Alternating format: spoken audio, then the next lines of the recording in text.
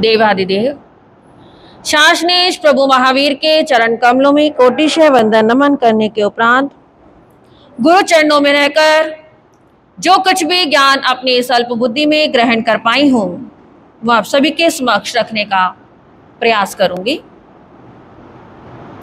जिनवाणी का प्रसंग आपके समक्ष चला हुआ है, श्रवण कर रहे हैं आप। चर्चा क्या चर्चा चली हुई है जी?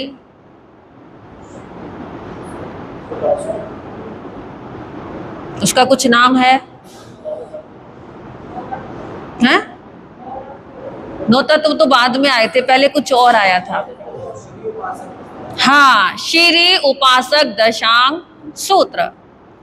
श्री उपासक दशांग सूत्र का वर्णन आप सुन रहे हैं, जो 11 अंगों में से 7वां अंग है। उसी के माध्यम से आप श्रवण कर रहे हैं 9 तत्वों का वर्णन, उसी के माध्यम से चला हुआ है। 9 तत्व कौन कौन से हैं जी?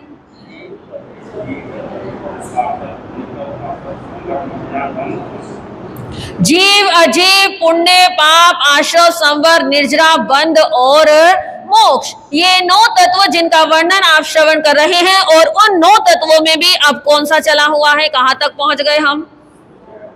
हाँ जी, निर्जरा तक पहुंच गए। निर्जरा के कितने भेद हैं?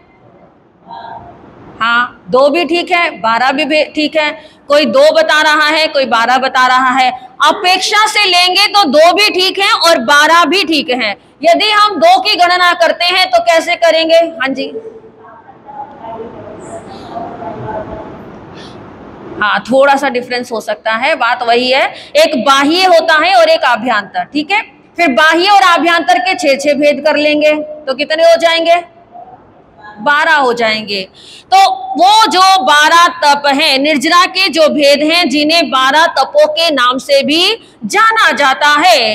पहला तप, अभी हमारी बाह्य तपों की चर्चा चल रही है, और बाह्य तप में पहला तप क्या था जी? अनशन। अनशन का मतलब जिसके अंतर्गत कुछ समय के लिए हम खाने पीने का क्या कर देते हैं? त्याग कर देते हैं। अनशन 2 प्रकार का है, एक अल्पकालिक, एक मरणकालिक। अल्पकालिक जो अनशन होता है वो कुछ समय के लिए किया जाता है, और मरणकालिक जो अनशन होता है वो मृत्यु उपरांत तक किया जाता है। अब मुझे बताएंगे कि अल्पकालिक अनशन जो होता है उसमें उत्कृष्ट कितने समय का होता है? हाथ खड़ा करके कोई जवाब देगा जिसे ध्यान हो।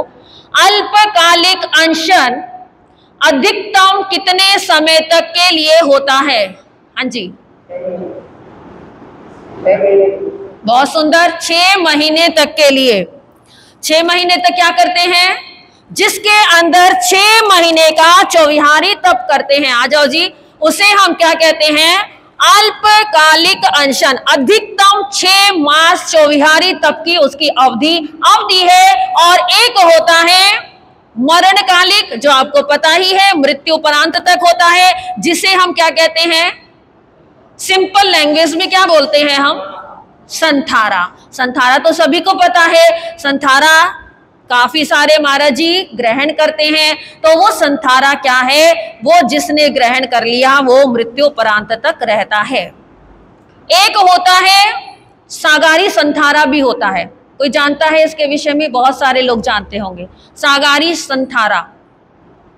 सागारी संथारे का क्या तात्पर्य है? सागारी संथारा हम उसे कहते हैं जिसके अंतर्गत आगार सहित संथारा किया जाता है। सागारी संथारा वो होता है जो आप कर लेते हैं और उसके बाद उसे खोल भी सकते हैं। सागारी संथारा कुछ समय के लिए ले लिया जाता है और उसके बाद वो उसका पारना हो जाता है। जैसे कहते हैं, आहार शरीर उपदी पचको पाप 18, मरण पाऊं तो बोसरे और जीव तो आगार। सागारी संथारा क्या है? उसमें सभी चीजों का त्याग कर दिया जाता है। कहते हैं हमारे जितने भी श्रावक श्राविकाएं साधु साध्वी हैं, सभी को सागारी संथारा करके ही क्या करना चाहिए जी? रात्रि को सोना चाहिए। क्यों? क्योंकि आजकल क्या भरोसा तो आयुष्य का कभी भी नहीं है, पर आजकल तो कुछ विशेष ही हो गया है। एक पल का भी आयुष्य का भरोसा नहीं है। पहले कहते थे कि अरे उम्र बढ़ गई तो आयुष्य समाप्त होगा, आजकल तो उम्र का कुछ पता है, बल्कि ऐसा लगता है कि बड़े बुजुर्ग तो फिर भी झेल जाते हैं। आज की जो यंग जनरेशन है वो तो उनके दिल भी बहुत कमजोर हो गए हैं, है ना। टेंशनें इतनी है, दिमाग भी कमजोर हो गए। कभी सुनते हैं ब्रेन हेमरेज हो गया, कभी सुनते हैं हार्ट अटैक हो गया। तो वो क्यों होता है? क्योंकि वो सब कमजोरियां हमारे भीतर आ चुकी हैं। तो रात्रि के समय सागारी संथारा लेकर ही सोना चाहिए, और सुबह उठने पर वो क्या हो गया? खुल गया। आपको कुछ छोड़ना भी नहीं पड़ा और आपका सागारी संथारा भी हो गया। लेकिन क्या ही भरोसा इस आयुष्य का, यदि कुछ अनहोनी घटना घट जाए तो हम कैसे चले गए? संथारे सहित। वर्णन आता है ना, अर्जुन माली का जब प्रकोप हुआ तो सेठ सुदर्शन ने क्या किया था जी? सागारी संथारा किया था, क्योंकि उसे पता नहीं था कि ये जो कष्ट आया है ये कष्ट टलेगा या नहीं टलेगा। वो कष्ट सबके ऊपर आ रहा था और उसके बाद मृत्यु ही होती थी। लेकिन वो ईश्वर का भगत था, प्रभु का सेवक था, और प्रभु की कृपा ऐसी हुई कि उसके धर्म की निष्ठा को लेते हुए, उसकी धर्म के प्रति दृढ़ श्रद्धा के कारण वो जो अर्जुन माली का प्रकोप था वो शांत हो गया। और उसके शांत होने के बाद उसने सागारी संथारा अपना खोल लिया। तो सागारी संथारा ऐसा संथारा है जो हम प्रतिदिन लेकर सो सकते हैं। ये हुआ अनशन तप। उसके बाद आता है उणोदरी तप। उणोदरी तप का मतलब क्या है? भूख से कम खाना। जितनी भी आपको भूख है उससे चाहे आप 1 ग्रास कम खा लें तो वो क्या कहलाता है? उणोदरी तप कहलाता है। देखिए, आपने भोजन भी कर लिया, कुछ त्यागना भी नहीं पड़ा, कुछ छोड़ना भी नहीं पड़ा। क्या करना पड़ा? मात्र एक ग्रास भी कम खा लिया तो भी आपका उणोदरी तप हो गया। इसे कहते हैं उणोदरी तप। खाते पीते आप आराम से तपस्या की आराधना कर रहे हैं। और उणोदरी कितने प्रकार की है? हाँ जी, हाथ खड़ा करके जवाब देंगे। किस किस को याद है उणोदरी? हाँ जी, चक्रेश भैया। 5 कौन कौन सी?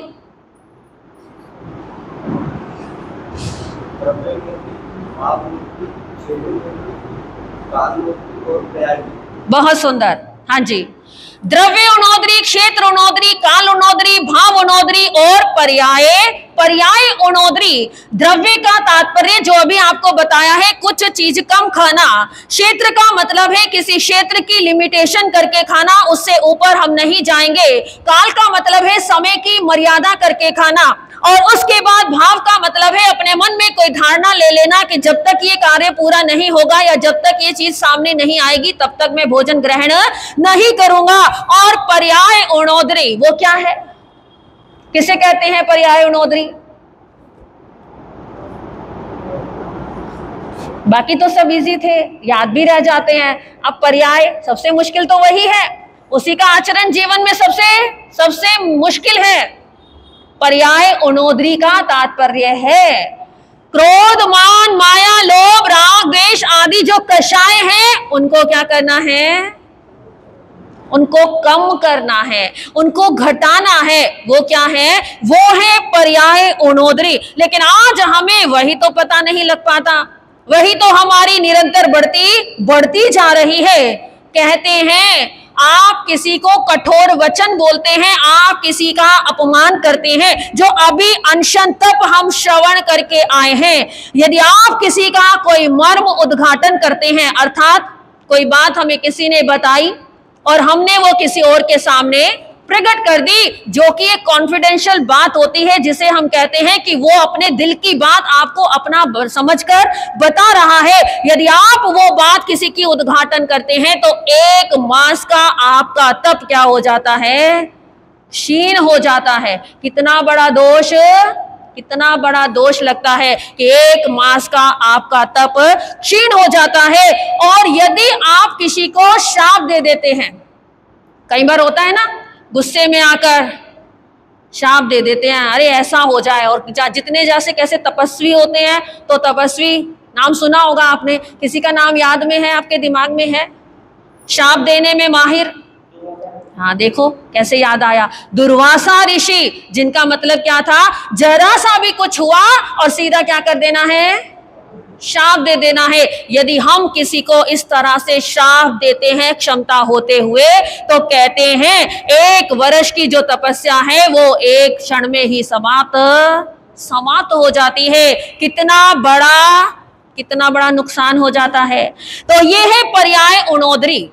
कहते हैं यदि कोई व्यक्ति अपनी कुल खुराक में से 1/4 खुराक का त्याग करता है तो उसे जघन्य उणोदरी कहा जाता है। कोई अपनी आधी खुराक का त्याग करता है तो उसे मध्यम उणोदरी कहा जाता है, और कोई 3/4 खुराक का त्याग करता है तो उसे उत्कृष्ट उणोदरी कहा जाता है। ये है उणोदरी तप। और उसके बाद अगला तप कौन सा है जी? भिक्षाचरी तप। भिक्षाचरी तप क्या है? नहीं, ये वर्ड गलत है। भिक्षाचरी का तात्पर्य याचना करना नहीं है।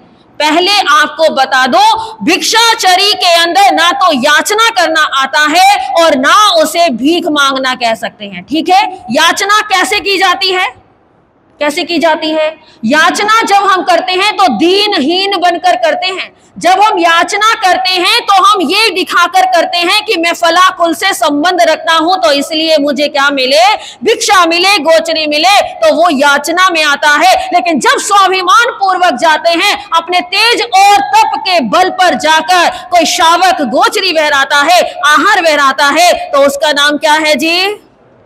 उसका नाम है भिक्षाचरी। याचना जो होती है वो भिक्षाचरी के अंतर्गत। यदि आपने याचना कर ली तो समझ लो आपने भिक्षाचरी तप की आराधना नहीं की है। वो भिक्षाचरी तप कहलाने के आप अधिकारी नहीं हो। याचना जहां आ गई तो वहां आपका संतत्व सारा समाप्त हो जाता है। जो संत है वो कभी भी याचना नहीं करते। भिक्षाचरी तप की आराधना कौन करता है? संत करते हैं ना। और जब संत ने याचना कर ली तो भिक्षाचरी तप भी खत्म हो गया, उसका संतत्व भी खत्म हो गया। क्योंकि याचना कौन करेगा? जो दीनहीन है, जो लाचार है, जिसके अंदर करने की क्षमता नहीं है। लेकिन संत ऐसे नहीं होते। संत अपने पुरुषार्थ से जीते हैं, अपनी आत्मा की साधना करते हैं। संत अपना सब कुछ क्या कर देते हैं? त्याग देते हैं। त्याग कर वो यहां आते हैं। ऐसा नहीं है कि जो संत बने हैं उनके यहाँ उनके माँ बाप उन्हें 2 टुकड़े रोटी के नहीं खिला सकते थे, 2 टाइम का भोजन नहीं करा सकते थे, उन्हें अच्छे वस्त्र नहीं पहना सकते थे। सब कुछ मिलता है, लेकिन वो सब कुछ क्यों त्याग देते हैं? केवल अपनी साधना के लिए त्याग देते हैं। तो इसलिए आज के बाद ध्यान रखेंगे, भिक्षाचरी तप की परिभाषा कभी भी भिक्षाचरी और याचना 2 अलग अलग चीजें हैं। कभी भी इन्हें जोड़ने का प्रयत्न नहीं करेंगे। भिक्षाचरी तप, जिसका दूसरा नाम भ्रमरवृत्ति भी कहा जाता है। भ्रमरवृत्ति क्या है? श्री दशवें कालिक सूत्र के प्रथम अध्ययन के अंदर ही इसका वर्णन आता है। भ्रमर क्या करता है? भ्रमर का कार्य है, बहुत से फूल खिले हुए होते हैं और वो अलग अलग फूलों पर जाता है, थोड़ा थोड़ा मकरंद लेता है और उसके बाद उसका कार्य भी संपन्न हो जाता है और फूल को कुछ कष्ट भी नहीं होता है। इसी प्रकार जो संत हैं वो क्या करते हैं जी? थोड़ा थोड़ा सभी घरों से आहार लेते हैं, जिससे कि कष्ट भी नहीं होता और साधु का काम भी हो जाता है। साधु जो आहार करते हैं वो अपने इस शरीर को चलाने के लिए करते हैं। यदि वो उस आहार में रसासक्त हो जाते हैं, क्योंकि जो साधु है उसको रसासक्ति नहीं, जिसको रसासक्ति है वो साधु नहीं। तो साधु आहार क्यों कर रहा है? इस शरीर को चलाने के लिए कर रहा है, क्योंकि अपनी आत्मा को कुंदन बनाना है। तो ये माध्यम क्या है? शरीर है। और शरीर नहीं होगा तो साधना कैसे करेंगे? तो इस शरीर को चलाने के लिए आहार पानी भोजन की आवश्यकता है। लेकिन संत क्या करते हैं? भ्रमर की तरह थोड़ा थोड़ा लिया, उनका अपना भी कार्य हो गया और सामने वाले व्यक्ति को जिसने देना है, जो दातार है, उसे जोर भी नहीं पड़ा। इसके लिए एक शब्द और प्रयोग किया जाता है। कौन सा शब्द है जी? गोचरी, जो सबसे फेमस है, जो बहुत प्रसिद्ध है। महाराज जी कहाँ जा रहे हैं? गोचरी के लिए। गोचरी का मतलब क्या है? गो अर्थात गौ, चरी मतलब चर्या। जिस प्रकार गौ की चर्या होती है, ऐसे ही साधु की चर्या होती है। गौ क्या करती है जी? थोड़ा थोड़ा थोड़ा यहां से लिया, थोड़ा वहां से लिया, और उससे करते करते उसका पेट भर जाता है, लेकिन किसी को कोई कष्ट नहीं होता। तो संत भी क्या करते हैं? और दूसरी बात, भ्रमर हो या गौ हो, जब वो गोचरी पानी, जब वो अपना आहार ग्रहण करने जाते हैं, जब वो अपना भोजन लेने जाते हैं, तो वो ये नहीं देखते कि मैं जहां से कुछ ग्रहण कर रही हूं वो किसी अमीर की जगह है या किसी गरीब की जगह है। और भ्रमर ये नहीं देखता कि ये फूल किसी अमीर की क्यारी में खिला है, उसके बगीचे में खिला है, या किसी गरीब की फुलवाड़ी में खिला है। उसको तो केवल क्या करना है? अपना कार्य संपन्न करना है। इसी प्रकार जो संत होते हैं वो क्या करते हैं जी? वो भी थोड़ा थोड़ा सभी जगह से लेते हैं और इस भाव से रहित होकर लेते हैं कि ये गरीब है या ये अमीर है। श्रद्धा से जो दे, श्रद्धा से दे तो रूखा भोजन भी उसके लिए काम करेगा, और श्रद्धा से ना दे तो पकवान भी बेकार हो जाते हैं। ये तो आपके लिए भी है। आप किसी के घर जाते हैं और यदि आपको कोई बड़े प्रेम से प्यार से बुलाता है और एक गिलास पानी भी पिला देता है, तो क्या हो जाता है? क्या हो जाता है? आनंद आ जाता है, एकदम प्रसन्नता का अनुभव होता है। और यदि कोई बुलाए, 10 तरह की प्लेटें भी लगा दे और उसके बाद उसका माथा सुकड़ जाए, तो क्या आपका मन करेगा उसे ग्रहण करने का? नहीं। उस दिन तो गलती से चले गए, ठीक है चले गए, लेकिन ग्रहण कुछ नहीं करेंगे। और आने वाले समय में फिर क्या करते हैं? जाते हैं उसके घर दोबारा? नहीं, बिल्कुल नहीं। और कभी जबरदस्ती जाना भी पड़ गया तो भाई जाएंगे तो सही, पर वहां से कुछ लेना नहीं है, क्योंकि इज्जत तो सबसे बड़ी है। तुलसीदास ने भी कहा है, संत तुलसीदास क्या कहते हैं? जहां आव नहीं आदर नहीं, जहां आव नहीं आदर नहीं, नई नैनों में ने तुलसी वहां ना जाइए, चाहे कंचन बरसे में। जहां आपकी आओ भगत नहीं है, नैनों में स्नेह नहीं है और आदर का भाव नहीं है, तो चाहे वहां सोना ही क्यों ना बरसता हो, वहां पर जाना नहीं चाहिए। कहां जाना चाहिए? अगली बात भी उन्होंने बता दी। जहां आव है आदर है और है नैनों में ने, तुलसी वाघर जाइए, चाहे पत्थर बरसे में। क्या कहते हैं? जहां आव है, आदर मान है, सत्कार है और प्रेम प्यार की भावना है, वहां चाहे पत्थर भी क्यों ना बरस रहे हो। कहने का तात्पर्य उसके पास कुछ भी ना हो तो भी क्या करें? तो भी जाए। कम से कम वहां पर क्या है? आदर और स्नेह का भाव तो है। तो ये है हमारा तीसरा भिक्षाचरी तप। और उसके बाद अगला तप कौन सा है जी? रस परित्याग तप। रस परित्याग का मतलब क्या है? क्या है? रसों का त्याग करना। रसों का त्याग करना उसे कहते हैं रस परित्याग। विगई हो गई, रस हो गए। सबसे बड़ा रस कौन सा है?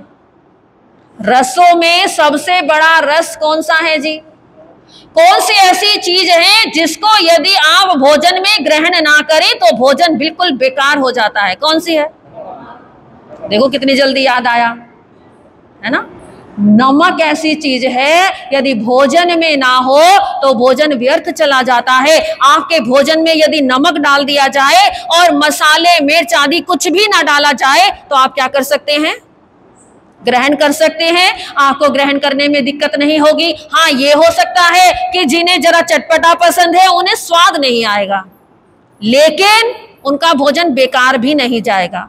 लेकिन यदि आप सब्जी के अंदर भांति भांति के मसाले डाल दें, मिर्च भी डाल दें, लेकिन उसके अंदर क्या ना डालें, नमक ना डालें, तो क्या हो जाएगा? स्वादिष्ट रहेगा भोजन?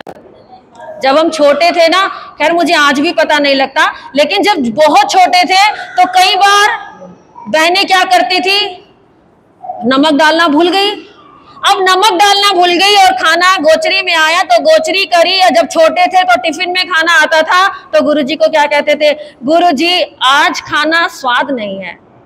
ये नहीं पता लगता था उसके अंदर नमक नहीं है, आज खाना अच्छा क्यों नहीं लग रहा, क्योंकि उसके अंदर नमक नहीं होता था। और गुरुजी कहते हैं इसमें नमक डालना भूल गई होगी बहन, इसलिए तुझे आज खाना ठीक है। तो नमक क्या है? नमक से आप कुछ भी मत डालो, पर नमक डाल दो तो वो भोजन बहुत स्वादिष्ट हो जाता है। इसी प्रकार कहते हैं रस परित्याग के अंदर रसों का त्याग किया जाता है। मीठे एकाशने इत्यादि जो आप करते हैं, मीठा कितना खा लेते हैं जी? खाया जाता है। कईयों को मीठा बहुत पसंद होता है, वीकनेस होती है मीठा मिल जाए तो क्या होता है, मजा आ जाता है ना, एकदम आनंद की अनुभूति हो जाती है। लेकिन कईयों को होता है, कई बार बहनें बताती हैं कि अगर आज हमारे घर में मीठे का डब्बा आ गया तो जब तक वो डब्बा खत्म नहीं होगा ना, तब तक रोटी नहीं खाएगा कोई। क्यों? और चलते फिरते हो कहते डब्बा यहाँ रख दे टेबल के ऊपर, डाइनिंग टेबल पे होना चाहिए, ताकि आते जाते उसको खोलो और एक पीस खा लो। ठीक है, ऐसा जिसको मीठा पसंद है, यदि उससे भी एक दिन ये कह दिया जाए कि आज आपने सिर्फ मीठा ही खाना है, आज आपको नमक नहीं खाना, तो क्या अच्छा लगेगा?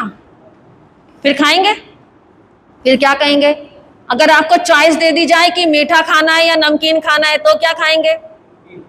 हाँ, नमकीन खाएंगे। फिर कितना भी मीठा पसंद हो, फिर तो क्या कहेंगे, भाई नमकीन ही खा लेंगे। क्यों? क्योंकि नमक के बिना अच्छा नहीं लगता। तो जो ये रस होते हैं, ये रसों का राजा है। कौन? नमक। वैसे तो मीठा भी अपने आप में वो भी एक रस है। तो जो रस है उनके अंदर रसों का राजा कौन है? वो है नमक। तो क्या कहते हैं, रसों का त्याग करना ही रस परित्याग तप कहलाता है। क्योंकि जब हम खाना रस से खाते हैं, खाने में हमें रस आता है। मान लीजिए आपको कोई चीज अच्छी लगी, आपको स्वाद लगी, तो क्या करोगे? क्वांटिटी बढ़ जाएगी। उनोदरी तब तो कहीं का कहीं गया, ठीक है। और उसके बाद क्या हो गया? वो भोजन ज्यादा ग्रहण कर लिया। कई बार सब्जी अच्छी होती है, चल 2 की जगह 3 रोटी खा लो। क्यों? क्योंकि सब्जी अच्छी थी और वो खाई गई। अब ज्यादा टेस्टी भोजन होने से भोजन ज्यादा खाया जाता है, और जब उसमें रस पड़ जाते हैं तो भोजन गरिष्ठ हो जाता है। और गरिष्ठ भोजन जो होता है वो क्या करता है? आपने अधिक खाया तो आपका स्वास्थ्य खराब हो जाएगा। आपने गरिष्ठ भोजन खाया तो आपको आलस्य आएगा। खाना खाने के बाद क्या मन करेगा?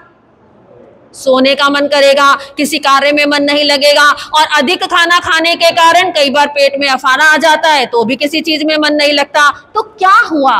खाना खाने से, अधिक खाना खाने से, रसों में पड़कर खाना खाने से हमारे स्वास्थ्य की भी हानि होती है और हमारे अध्यात्म की भी हानि होती है। हम क्या नहीं कर सकते? अब आलस आएगा तो ना स्वाध्याय होगा, ना पूजा पाठ होगी, किसी चीज में मन ही नहीं लगेगा। क्योंकि उस समय तो क्या होगा? ध्यान सारा कहाँ है? जो अधिक मात्रा में भोजन का सेवन कर लिया गया है, या गरिष्ठ भोजन जो ग्रहण कर लिया गया है। पहले क्या कहते थे कि पहले के संत, यदि भोजन में एक समय खीर खा ली जाती थी, जो हमारे गुरानी जी महाराज है, बड़े हैं, वो बताते हैं कि यदि भोजन के अंदर एक समय कोई साधु या साध्वी खीर खा लेते थे तो उसको फिर पूरे दिन, अगले दिन क्या कहते थे? अब व्रत कर लो। क्यों? आपने गरिष्ठ भोजन ग्रहण किया है, तो उस गरिष्ठ भोजन को पचाने के लिए एक दिन व्रत कर लो। क्योंकि जो गरिष्ठ भोजन होता है उसे ग्रहण करने के बाद हमारी इंद्रियां भी क्या होती हैं? वो भी जोर मारती हैं, इंद्रियां भी उत्तेजित होती हैं। अधिक मिर्च मसाले वाला जो भोजन करते हैं उनकी इंद्रियां बहुत अधिक काम करने लगती हैं। तो इसलिए क्या कहते हैं कि भोजन कैसा करना है? सादा भोजन करें। सादा भोजन उच्च विचार, ऐसा ही होता है ना, तभी तो कहा है ये सादा भोजन उच्च विचार। कैसे बना? जो सादा भोजन करेगा उसकी जो मति है वो बहुत अच्छी रहती है, हमारी बुद्धि अच्छी रहेगी तो हमारा आचार विचार व्यवहार सब कुछ शुद्ध हो जाएगा। तो रस परित्याग तप क्या कहता है कि रसों का क्या करें? त्याग करें। रसासक्त होकर यदि भोजन करेंगे तो हमारी आत्मा पतन की ओर जाएगी। इसके विषय में यदि शास्त्रों में चर्चा सुने तो आता है उदाहरण घेवरिया मुनि का। घेवरिया मुनि कौन थे? जिन्हें घेवर बहुत अधिक पसंद था, हर प्रकार से अपने संयम में पूर्ण रूप से दृढ़ थे, लेकिन घेवर उनकी एक बहुत बड़ी कमजोरी था और जहां घेवर पता चल जाए तो वहीं क्या करते थे? वहीं पहुंच जाते थे, घेवर लेने पहुंच जाते थे। लेकिन ऐसा नहीं है कि घेवर मिल रहा है तो अयतना से लाएंगे, गोचरी की तरह ही लाते थे, लेकिन बस घेवर पता लगे तो वहां पहुंच जाते थे। एक बार किसी नगरी में गए हुए थे जहां सेठ जी के यहाँ विवाह का माहौल था और उसमें श्रावकी, आप लोगों के यहाँ जैसे श्रावक जिमाए जाते हैं, श्रावकी इत्यादि का कोई उत्सव था जिसमें श्रावकों को जिमाने का कार्यक्रम चल रहा था और सेठ जी ने घेवर बनवाए हैं सभी श्रावकों को परोसने के लिए, क्योंकि ऐसा ही कोई मौसम था। अब घेवर बने हैं और सब बड़ी प्रसन्नता पूर्वक आपस में वार्तालाप कर रहे हैं। उपाश्रय में आकर हो जाता है ना, उपाश्रय में आकर भी क्या हो जाता है? क्या हो जाता है? ऐसी बातें हो जाती है कई बार। अब भाई आपस में बातें कर रहे हैं, सेठ जी ने घेवर बनाया है, कल वहां जाना है और वो मिठाई में क्या देंगे? घेवर देंगे। संतों ने सुना और मन में विचार करने लगे कि कल तो मैं भी कहां जाऊंगा? घेवर लेने सेठ जी के यहां जाऊंगा, लेकिन सुबह जल्दी चला जाऊंगा, कहीं ऐसा ना हो कि वो सबको घेवर दे और घेवर समाप्त हो जाए। रात्रि के समय ऐसा विचार कर कर वो सो गए। रात्रि के समय सोए हुए थे और सोते सोते उनकी नींद, क्योंकि दिमाग में क्या चल रहा है? सुबह जल्दी उठते ही घेवर लेने जाना है। रात्रि के समय उनकी आंख खुली और जब आंख खुली तो क्या लगा, क्योंकि पूर्णिमा की रात थी, चांदनी फैली हुई थी, कि अरे सुबह हो गई, कहीं ऐसा ना हो कि जीवनवार शुरू हो जाए और घेवर सारे समाप्त हो जाए। पात्रे उठाए और चल पड़े। पात्रे उठाकर चल पड़े, सेठ जी के घर तक पहुंचे और सेठ जी देख रहे हैं कि कौन आ गया। उनके घर तो कार्यक्रम चल रहा है, नींद कहाँ है रात की। देखा कि गुरुदेव आए हैं, गुरुदेव को अंदर लेकर गए। अंदर ले जाके बड़े प्रेम पूर्वक उन्हें अंदर ले जाके भवन में लेकर गए। गोचरी बहराई। वो श्रावक कैसे थे? वो श्रावक थे अम्मा पियरो, माता और पिता के समान। आज आप में से कोई होता और रात्रि के समय बाहर निकलते हुए देख लेता तो क्या होता? क्या होता? हाँ, इतना बुरा हाल हो जाता। देखना तो बहुत दूर की बात है, देखने से तो आंखों देखा हो जाता। यदि आप किसी से सुन भी लेते तो श्रद्धा क्या हो जाती? काफूर हो जाती। अरे ऐसे संत होते हैं, इन्हें इतना भी नहीं पता। कभी सोचा है कि पहले आंखों से देखें और आंखों से देखने के बाद भी जानने का प्रयास करें कि उसके पीछे कारण क्या है? लेकिन नहीं। आज हमारी जो अम्मा पियरो की जो उपाधि थी, श्रावक को जो अम्मा पियरो की उपाधि दी गई है, आज हम उस पर खरे उतर नहीं पाते। क्यों? क्योंकि हमारी जो श्रद्धा है वो बहुत कमजोर हो गई है। कहते हैं कांच का बर्तन टूटने में तो समय लग सकता है, लेकिन हमारी श्रद्धा इतनी कमजोर है कि जरा सा कुछ सुन लेते हैं और वहीं पर क्या हो जाते हैं? श्रद्धा खंडित हो जाती है, भूल जाते हैं। अरे क्या करना है संतों के जाके, छोड़ो, ये संत तो ऐसे ही हैं। लेकिन वो श्रावक ऐसे नहीं थे। वो अम्मा पियरो की उपाधि को सार्थक करने वाले थे। उन्हें अंदर जाके गोचरी बहराई, उसके अंदर उन्हें घेवर बहराया, घेवर का पात्रा उन्होंने भरा, झोली उठाई और चलने लगे। और श्रावक जी बाहर आके क्या बोले? गुरुदेव, आजकल नवकारसी कितने बजे आती है? नवकारसी वो समय घड़ियां तो होती ही नहीं थी। ऊपर मुंह करके आकाश की तरफ देखा और क्या देखा? ये तो मुझसे बहुत बड़ी गलती हो गई। अरे अभी तक तो मध्य रात्रि चल रही है और मैं कहां आ गया?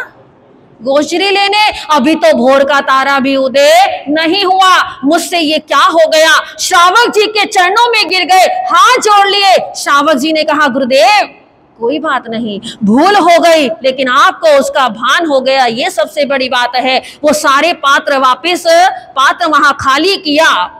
श्रावक जी को धन्यवाद दिया कि आपने मुझे पतन में गिरने से बचाया। और उसी समय इतनी मन में पश्चाताप, इतनी ग्लानि की भावना आई कि एक केवल रस के वशीभूत होकर मैंने क्या कर दिया?